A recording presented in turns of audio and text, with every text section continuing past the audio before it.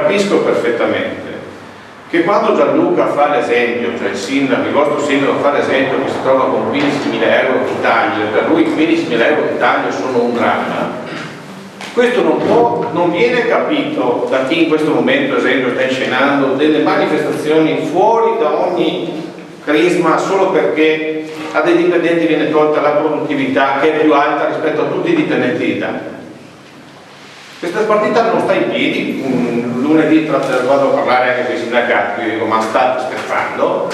perché se no va a finire che quello che è a casa senza lavoro e che ha i figli che non sa cosa dirgli, va a finire che arrivi in municipio con una spranga, e avrebbe ragione a quel punto. Se non comprendiamo che ci devono essere un principio di equità rispetto a un ragionamento e che su questa partita, quando parliamo di città metropolitane, io vorrei che Venezia fosse da esempio positivo, virtuoso e non viceversa. Morale,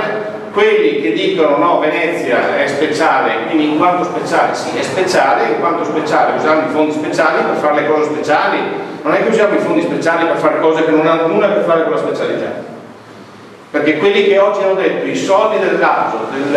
del MOSE, li diamo per pagare la produttività ai dipendenti, non hanno capito cosa sia finanza pubblica, perché i soldi del MOSE che risparmi perché dai meno agio al Consorzio Venezia Nuova li userai per sistemare le fondamenta di Venezia, per sistemare le infrastrutture che magari l'acqua alta ha sciupato. Questo credo sia il modo giusto di operare e di ragionare, se no ci prendiamo in giro.